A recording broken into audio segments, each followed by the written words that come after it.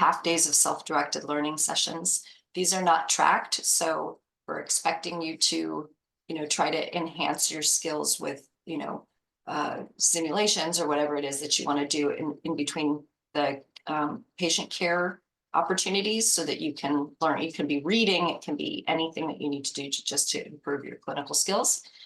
Passing grade for performance. And then we do have an expectation that you'll complete faculty and course evaluations at the end of it's called the semester, but at the end of the month. The faculty who are joining us are volunteers, and they basically do this with the hope of getting an evaluation. It doesn't even matter. Whatever you say should be honest. I use it in order to improve the course, but they also need it for academic promotions. Anyway, the patient care experiences should be 2 half-days per week between May 20th and June 14th. And just to be clear, they have to be on different days so that you have the opportunity for the half-day of self-directed learning in between. It can't be just like a full day and then call it 2 sessions. And then the self-directed learning should be about 2 days too. Although that one I don't mind if you do a full day, but anyway. So this can be, again, additional primary care practice. You can also take some time to do some career exploration. That would count for the self-directed learning. So if you're interested in, going and bebopping to an ophthalmologist and a urologist or whatever you want to do for a half day just for career exploration, that would count towards the self-directed learning time, which again is not tracked, but so these are the generalist options. So there's internal medicine. We have both inpatient and outpatient experiences. Adult critical care, family medicine, pediatrics, med peds, peds critical care, and emergency medicine. And I'm going to say emergency medicine with a caveat, because the ERs are very saturated, and we've had a hard time placing out all the students, and it's hard to find opportunities where you can go twice a week for half-day sessions. So for people who are interested in emergency medicine, what we might do is join we'll create a pod with like emergency medicine and critical care. So you can do like one half day of emergency medicine and one half day of critical care in the same week, if that makes sense. So I'm trying to be really flexible here because we have somewhat limited. And I don't know if you remember a year ago or whatever, when I gave the first presentation, we had comprehensive women's health, and that ended up not working out at all. So that's not going to happen. Let's see, I already have a question. Oh, there it is. I answered it. So OBGYN so it was not OBGYN, it was OBGYN in very specific sites that were called comprehensive women's health because they did comprehensive women's health. And it ended up that we thought this was going to be a whole category, and it ended up being 2 people. And then those 2 people ended up doing half OBGYN and half comprehensive women's health. So it ended up not working. So I apologize, but that is, oh, well, maybe that, Shannon, maybe you reached out to the single person who's doing it. So if you already reached out to them, I will, and since you already knew about this, let's talk about it, and maybe I'll make the exception if it's that one person. So, okay.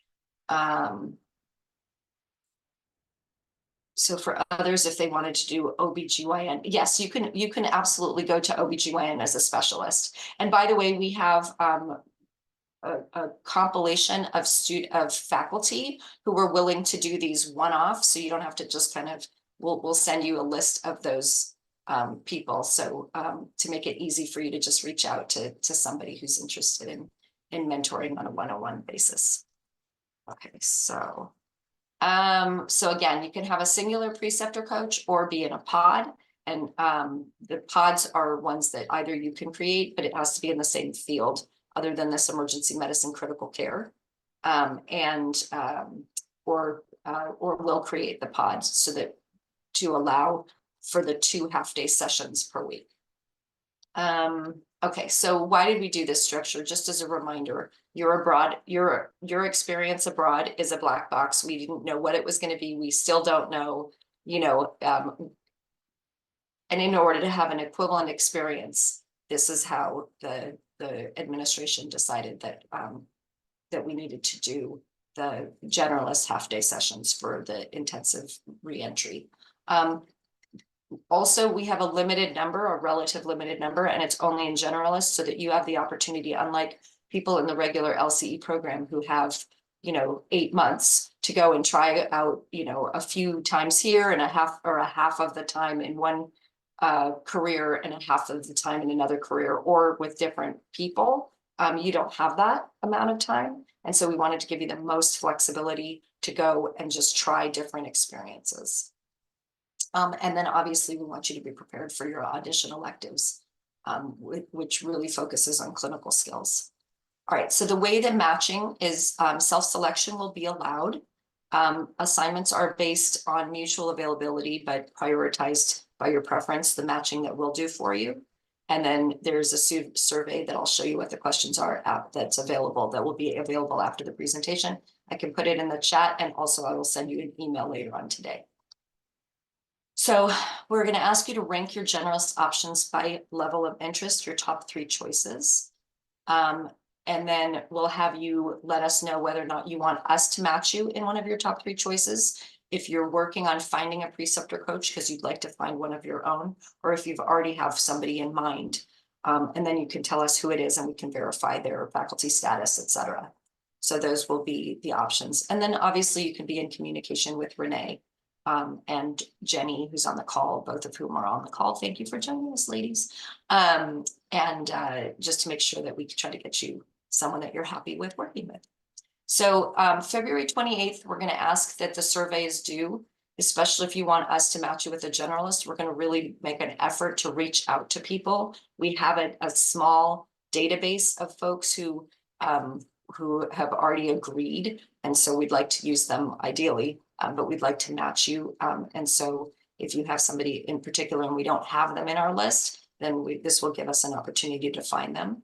By March 15th, the self-selection names are due and the survey is due. After March 15th, we will randomly assign you to a faculty that we have, because we need to be able to do the matches. The preliminary match results will be sent on March 29th. April 3rd, you will have an opportunity, if you get a preliminary match and it's just not going to work out for you, then, or you want to swap with somebody, then we're allowing people to still have an opportunity to change. And then on April 12th, the matches are final. That's when the faculty will be informed and onboarding begins. Jenny, did you want to add anything to this? You can say no. Yeah, just as far as like the switch requests go, we would like you to find the partner to switch with and that request and CC that individual on the email. It's not like, hi, I don't like it, find me someone new. Is not a switch. If there is an issue with the preliminary match, we would love to hear back from you guys as soon as possible. But switch is literally, one-to-one switch amongst yourselves.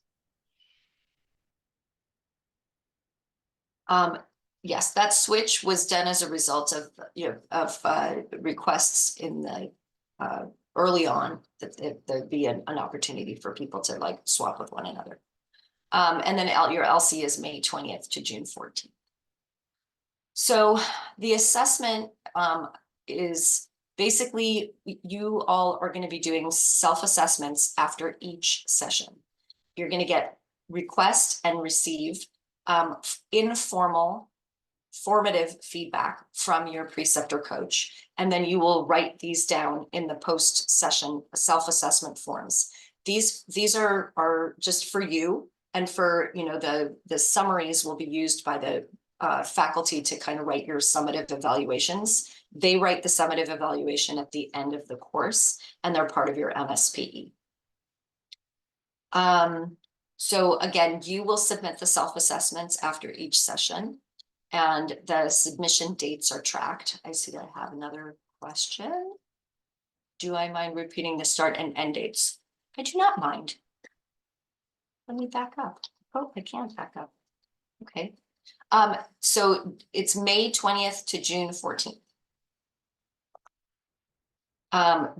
Those weeks. So June 14th is kind of a pretty hard end date, because June 17th, you start your 4th year electives. unless you delay your 4th year electives. So copies of these assessments that you submit are going to be sent to you so that you have a record of it. You will have one assigned preceptor coach if you're in a pod. And then any of the pod member or a covering faculty, which I'll talk about a little bit, who you work with that day will also get a copy of it. And then Renee will get a copy of it as well. And that is how your attendance is tracked. So the faculty, we want them to receive a copy of the submission to verify that the feedback that they gave you was actually understood, kind of like a teach back, a written teach back. And then this whole structure, in order to do this, it makes it a little complicated. So I want to go through just a couple of points, but you'll get an extraordinarily detailed email and with detailed instructions and a video explaining how to do everything. So, and that is another email that you'll get a little bit later. If we're part of a pod, do we all go on the same date? Oh, I'm sorry. Let me explain what a pod is. I didn't explain that well. So a pod means that, let's say, there are 3 ER doctors who are all working together to be your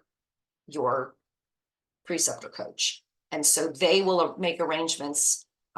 One of them will be your assigned preceptor coach, but maybe that one is not available on the day that you have. And so you made so you have a meeting with one of the other faculty in the pod. The pods are not with students, they're with faculty. So it's a group of faculty so that we can do these 2 sessions a week, because for some faculty, it was a lot to have a student twice a week. Oh, thank you, Jenny, for adding that. Okay.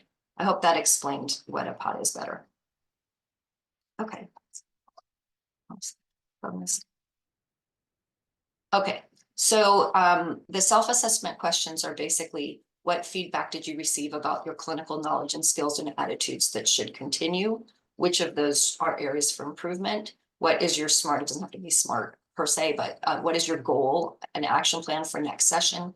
And what your, it says this week's half-day asynchronous self-directed learning activity. For you guys, that's what we're using the same form as everyone else, but this, so you will have 2 of them, but just, submit them for each of your post-session self-assessment forms. Okay, so again, a very detailed instructions with a video link will be sent. Please, please, please review these, but let me highlight the things that make it particularly confusing, which again, this is in order, okay, so you have to generate a new QR code or link after each patient care session. There is a generic form that comes up, but that would be the form that if you were doing multiple evaluations of the same day, then that you would use a generic one. In order to have each one tracked, you need to generate a new QR code after each patient care session. Okay, because then they come up as separate line items on separate dates, which kind of comes up as a separate course. It almost looks like in the system. So the form, in order for both you and your preceptor coach to get this self-assessment form, it's not just the evaluator. You are called the evaluator and they are called the evaluator. So you're both evaluators so that you could get into the system, but we would like you to actually fill out the form, and they are evaluators so that they can see the form once it's submitted. And there's detailed explanations to them as well. But basically you are supposed to complete it, okay? And then so the faculty are gonna get an email that says a evaluation form has been generated. If they click on that, then you will not be able to click on it to fill it out. They would have to fill it out. So we would like you to generate, complete, and submit all in one sitting, and not like generate it and then wait and come back and complete it later, because then it will get deactivated. And once it's been deactivated, you have to wait until the next day to submit it. So I apologize that the system is complicated, but it was the only way that my courses folks could figure out how to allow you to complete an evaluation of yourself within my courses that your preceptor coach couldn't see. So again, please, please, please review that. And if there are any questions, let us know. Okay. Actually, the My Courses help desk will also be able to help you out. So there's a makeup policy. We understand that some things happen. So you are allowed to work with a colleague of your preceptor coach if yours is not available. They should ideally be, they should be a DGSOM faculty. It can't be like a fellow or a resident or something like that. But if somebody is at a conference or sick, they shouldn't be at a conference because they're signing up for this. But let's say they're sick one day, but they have a colleague that you can work in, and that's the day that you plan to go. That's fine. You just need to request that the name be added. And there's a place to do that in your My Courses so that that person gets your self-assessment. You can also work 3 sessions in 1 week to make up a missed session. Without prior approval, which just means emailing me and saying, something happened, blah, blah, blah. I need to do an extra session this week because whatever had happened. So I'm pretty flexible, but we want to make sure that you're dividing this opportunity over 4 weeks and not like putting them all in 1 week. All right, so basically the next steps are to watch for the upcoming emails. I'm going to send you one today with the highlight of today's presentation and the Qualtrics survey link, and then one probably in early May so that you have it in closer to your inbox to when you're meeting with your preceptor coach with the video and instructions. And then please remember to submit the Qualtrics survey by February 28th if you can. Just to let you know that Dr. Catherine Cardoza left Cedars to be closer to family. And so we have a replacement there named Stanley Wan. And then these are your LCE site directors. So when you're actually at the sites with your faculty, and you'll have this information later, but just wanted to let you know that there are people at each of the sites. If you have any other questions, you can always reach out to me and also to Renee Fuller. And if you have any questions or want more information, there's a course description, the requirements, and the frequently asked questions on Griffin. Okay, so I don't think I realized that their comments go into MSPE. Yes, I'm assuming they will account for the fact that some of us will have been several months. Yeah, absolutely. And really, and for the MSPE, it's really, and the reason to do this over 4 weeks is what people write about is where did you start and where did you end? So if you have a growth during that time, then that's what they write about, right? So if someone say, oh, wow, they were a little rusty when they came back from a whatever year experience in whatever, they picked up things very, very quickly. And, by the end, they were, ready to start internship or whatever it is. That's a glowing recommendation, right? I'm really sorry, and I know you may have mentioned this. Are we having any specialist experiences as part of LCE? I know you spoke about like generalist stuff. Yeah, so the requirements are to be with a generalist. You are welcome to have specialist experiences, and we will give you a list. We are not requiring a specialty experience. Again, what I'm talking about are the base core requirements. We would like you to feel free to have specialists, but we didn't want to limit you by assigning you to somebody, because then you have to be only going to one person. And we wanted you to be able to have an opportunity to go to, just try whatever it is that you want to do. Does that make sense? Yeah, you did mention. Sorry, I felt like I got little snippets of that. Okay, thank you. No worries. No worries. Okay. When will schedules for each half day be decided? Oh, so thank you, Kate. So you guys are going to be deciding my understanding is that you don't have any other obligations, correct? Okay, so the faculty will be able to provide their availabilities. If you have in the questionnaire, in the Qualtrics, there's a place that you can write, a little note to Jenny. Like, for example, if you would prefer not to be matched with somebody who's only available on Mondays or whatever it is, while there's no guarantee for anything in there, that would be helpful, because we obviously want you to make this work to the best of, the best way possible. So the faculty will provide their availabilities, and then each of the students will work with the faculty to decide on their half-day schedules. I can't think about all the permutations and commutations of everybody's schedules, and it's better for you all to do that. Hold on a second. You may use half-day, to interact with career, yes. And then again, the specialist experience can be anytime. You just need to reach out to the faculty. Kate, did you want to say something? Yeah, thanks. So just to talk a little bit more about the specialist opportunities. So then would you recommend they can actually go ahead and start, once you send the list, they can start connecting with planning some for specialty clinics between now and April. And then in terms of figuring out exact schedules, they would wait until after the generalist assignments are finalized, and then can work on their schedule that combines both a generalist and specialist activities. Is that kind of how you would approach it?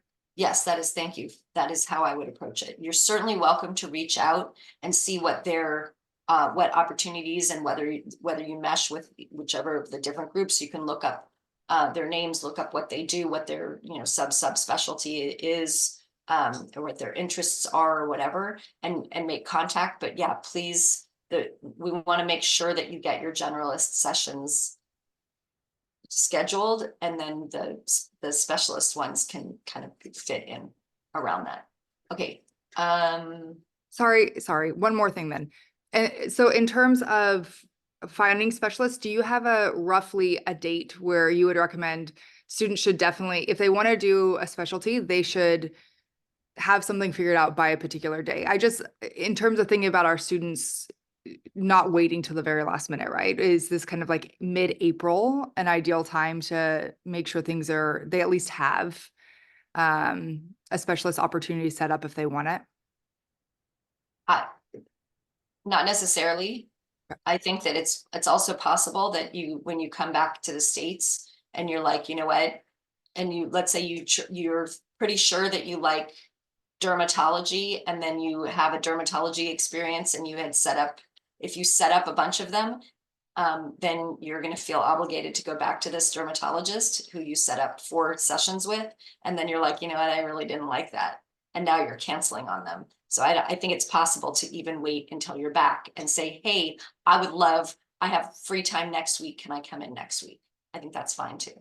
I think either way. That's super helpful. Thanks. Yeah. I have another question. Sorry. Do we have all the, I guess the little outside clinic assignments around our specialty choices, or is it just with the generalists that we have to do all the little evaluation stuff? Oh, yeah, no, so when you meet with a specialist, you don't have to fill out a self-assessment. It's a very informal career exploration. That was your question, right? Yes, yeah.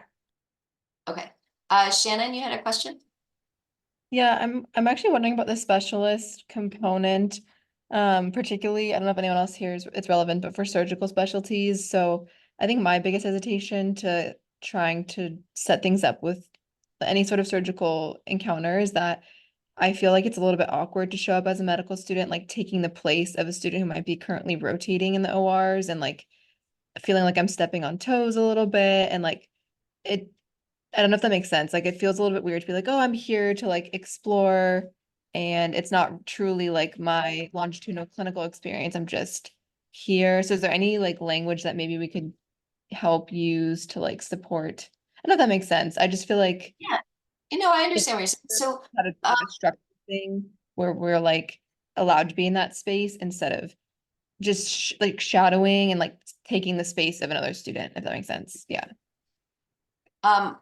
Yes, I do understand. So this is still part of LCE. It's your self-directed learning time, which is an actual part of LCE. you don't have to submit I mean, you can still ask for feedback.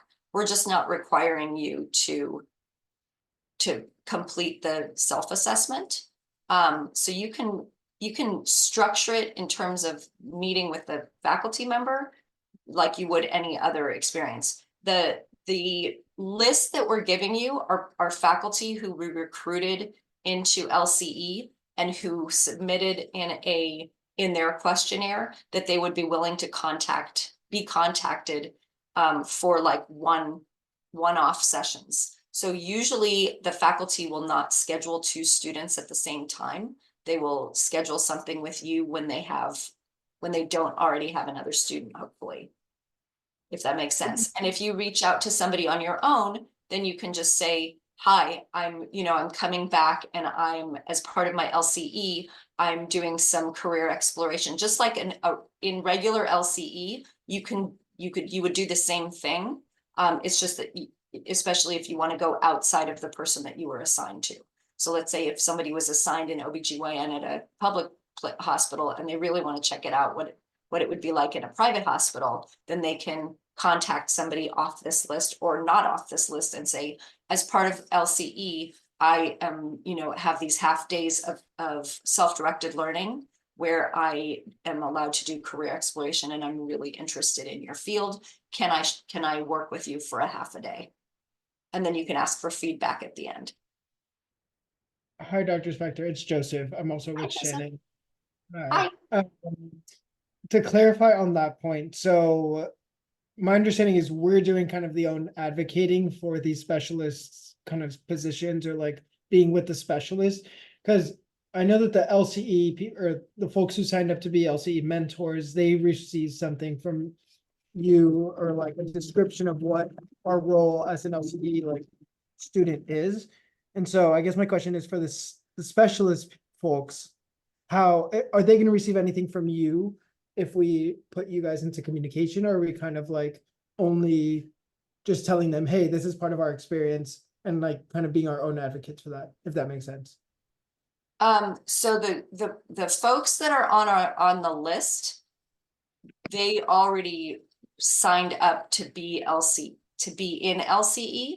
And so they've already gotten all of the information about If the course. we set up our own, if we set up our own connection, then is that Yeah. something So that you like send them a description of what our role is? so usually what the students, most students, you can get access to the course description, and usually the student there are a lot of students who are here who in the regular LCE who are reaching out to faculty, just like you would be doing, to say, hey, I'd really like to, to do some career exploration for the following reason. Some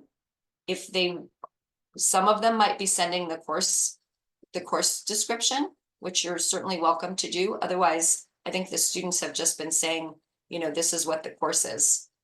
A lot of the faculty are familiar with, because they've gotten information about the new HEALS curriculum or whatever. If you would like, I mean, we could draft an email, but I don't know that. I think most of the students have just been reaching out on their own. So if you want me to look over a drafted email or something, I'm happy to do that. Okay. No, I mean, I'm just wondering, like, Sorry.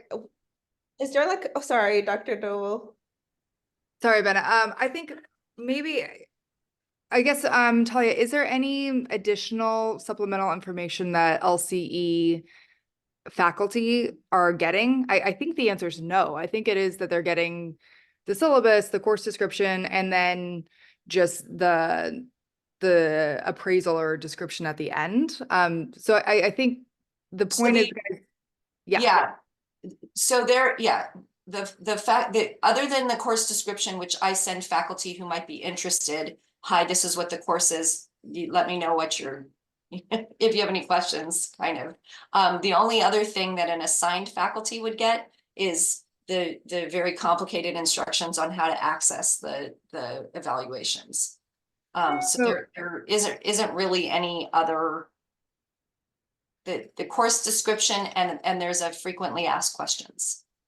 So I think for the concern here, students, the takeaway is the course description is all any of the faculty would get anyway. So you being able to share that course description with a like non already assigned or LCE faculty is enough. There is nothing else. And that's great. And then if they have any additional questions, they can reach out, but it seems like they're all the UCLA faculty is very aware.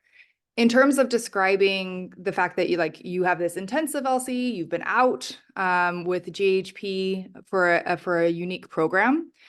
If you want a paragraph kind of description of that, we can at GHP we can help you provide that.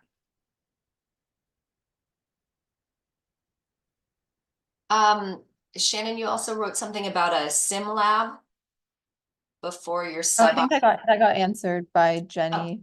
Yeah, Oh, thank so- you. Oh, sorry, I didn't see that. Oops. Okay. Internet is coming. There are 2 half days per week assigned, or do we get to choose the days? You can choose the days on a weekly basis.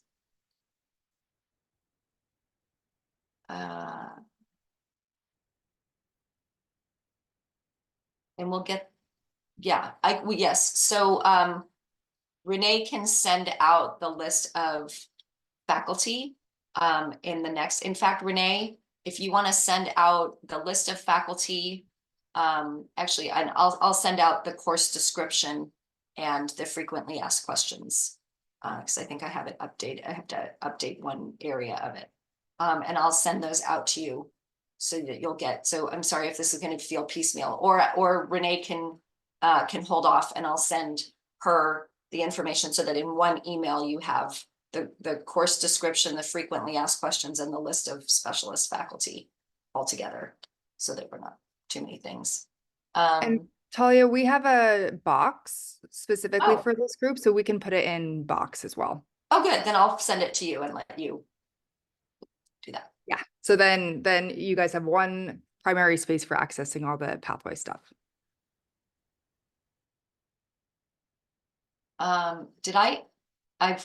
There are a bunch of questions in here. Please tell me if I did not answer your question.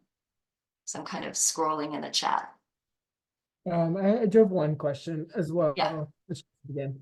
So the list that we're gonna get, is this faculty specifically people who said yes to the GHP intensive pathway, or is this the general list that was compiled with the regular LCE? So no, so that leads me to my next question. I think the regular curriculum is still gonna kind of overlap when we start our LCE, like they'll be finishing up theirs. So I'm under the impression that, let's say I reach out to some folks in whatever generalist position I want to do, if they're already, having 2 students rotate throughout that week, I anticipate that I'm going to get like a few no's before I get a yes, if that makes sense. Like if they've already taken on 2 or 3 students, then is there a way we can have like those mentors can indicate like, oh, I'm full, or like I have no more capacity, because we're kind of just like lost in asking people that might already have full bandwidth or like have no bandwidth to take us on. Okay, so the way that we set up the questionnaire for the faculty is, would you be willing to be contacted for career exploration? Yes, and then no, and then yes, but only if I'm not assigned already assigned. So there are and then I think if I remember correctly, like quite a few people. We recruited a lot more specialists than there are a lot of specialists who are unassigned, like a lot.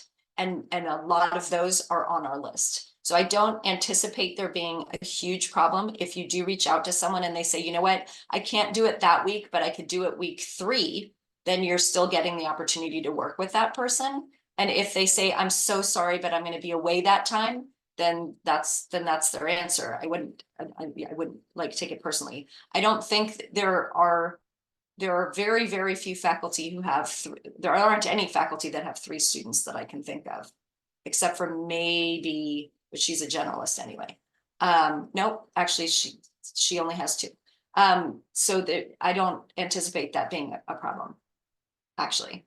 And if they say that they're not available during those first 2 weeks, then they'll be available maybe the second 2 weeks. Does that answer your question?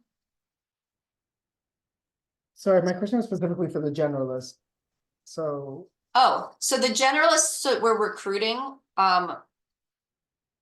apart from Cecily, who is awesome and wants everybody to come to her clinic, Cecily Gallup. She's amazing. Most of the faculty, actually the faculty that we have available for the intensive do not have other students, except for Cecily that I can think of. And Talia, for the generalist, you're matching anyway, so it's students aren't having to reach out for generalists. The reaching out is primarily for specialists, or if you want anything in addition to the required 12 half days. Right, unless you want to self-select. If you have somebody in mind that you had already planned on working with, I mean, this is basically because we said that self-selection was allowed for everybody. If you already have somebody in mind, I don't want to tell you that you can't work with them. I also don't want you to feel obligated to go find somebody, because we have people and we will look for people in the fields that you want. I don't want to recruit. The reason that it's important to get this questionnaire, this survey back, is that I don't want to start recruiting a bunch of people, promising them they get very excited that they're going to work with a student, and then they're disappointed because, you know what, a student really didn't want to work in family medicine and we had too many family medicine people. Does that make sense? So we're trying to recruit faculty who will have capacity for you once we know what your interests are. If you've already self-selected, or you have a very set idea about what you want and you feel strongly about it, then we're allowing you to self-select. Does that make sense? If I may add a couple things, so when you're ranking, you know, on the survey, you're basically ranking the different categories within the generalist. So like, yeah, thank you. So let's say you wanted to rank peds specialty first, or, you know, critical care or whatnot, then you would go ahead and rank those in like the top 3. So that's going to do the match route. As far as like the generalist self-select, you do bring up a good point. Let's say you had someone in mind, but let's say the person is already matched with someone else is working. What I can do is create like a list of currently like already matched faculty, so that like if you have someone in mind, you could kind of double check off that list to see if that faculty is already matched with, you know, with an individual or is part of the pod or whatnot. That way you could kind of do like a process of elimination. There are certain cases where the faculty will or may accept one more student to their pod or, you know, whatnot, but we really do want to utilize the faculty that are still waiting to be matched. So chances are, if the faculty is on that list of having already been matched with a student or 2, then we would suggest, you know, kindly move on to the next option available for you if you're going the self-match route, of course.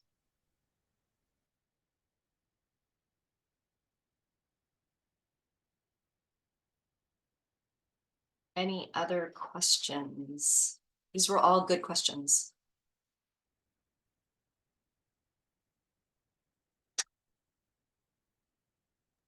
I do have one more, and I may not be needed, but in terms of the self-directed learning, has this group of students done self-directed learning during MS2? Do they have like a sense of the type of options they should be considering? We did it a lot in M1 and a little bit in M2 as well. Okay. So, Great. So sorry, I was going to say, oh, thank you for sticking that in there, Renee. Renee put in the survey, which I also have in the email that I'm going to be sending out to you. So just in case you don't catch that, but if you want to open it from the chat, you can. So I will resend. I have a list of activities and opportunities and things to do in your self-directed learning time that was sent when you had the opportunity to meet with a clinical advisor. So it's that same list of things, and it includes, and these are just ideas of things that you can do besides the career exploration and going to the sim lab and obviously reading, and the some exercises. I have some, like, exercises for improving your differential diagnosis or whatever it is, and then some books that you can access, or so there, I will happily send that list to you. Actually, Kate, I think I sent that might already be up in your box, because I sent it a while ago, but I'll resend it to you. Thanks. No, now that you're saying that, I do remember, I think you sent that to our team a little bit ago. So yeah, I can look for that and put it in box. Yeah, that was part of the materials that I sent out before the clinical advising program that we had. Yeah. Okay. Before the Discovery started. Mm-hmm. Cool. Thanks. Mm-hmm. But it's, at the end of the day, it's self-directed. So if your preceptor coach says, I'd really like, there's a great blah that I don't know about, right? Then obviously I don't have it on my list, right? But there's a great sim thing at Harbor that you can, really work on your whatever, or identifying the ocular structures or whatever it is that they want you to do. They may have some resources that they can recommend to you. So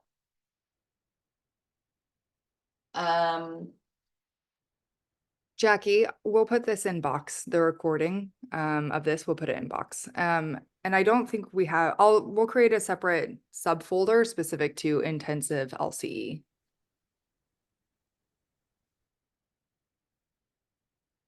any other questions?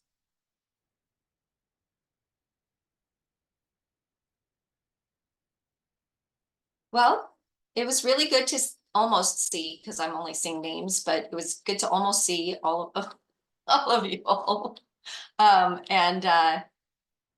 We're available. Reach out by email or to Jenny or to Renee or to myself to answer any other questions. Thank you all for joining us and for doing it early again. Yeah, I think this is very, very helpful. Really appreciate it. And yeah, good to see you. All right. Bye, everyone. Bye, everyone. I had one quick question, Dr. Spector. If we are interested in like internal medicine as our like main generalist, but critical care is also on my differential, I just didn't know that that was an option as a generalist. Could Yes. I have critical care be a specialist, like use that same list, but just reach out to them more for individual at like half days? You can reach out to anyone at any time. Gotcha. By the Okay, way, that was cool. a good question. Actually, I should have said, if you want to work more days with your generalist, you can, ask them, say, you know what, I would love to, can I come in an extra day this week?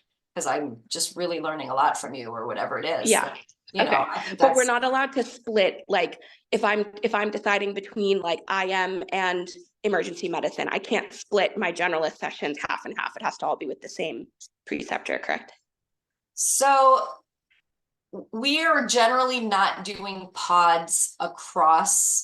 However, emergency medicine is going to be is one of those that's going to be very hard to do as a single thing, because just because of what's going on, the residents and the medical students who are rotating there, it's just the ERs are saturated. They're very small spaces and they're very saturated. And so to try to get you guys to be able to have ER opportunities, I'm going to be flexible and say, you know what, we can do ER plus IM or ER plus, just so that you can get some emergency medicine as your general. Okay, great. Thank you so much. Yeah, ordinarily I would say no, but I think in this case, I need to try to find some ER people who are willing to form a pod. I need to figure out how to do it. I'm not promising it, but that's what I'm going to try to do. So is there a way on the form to indicate that, like if we want to split between it? Okay. Yeah, so there's that comments area, so just Yeah. put it in the comments. Okay, perfect. Thank you. You're welcome.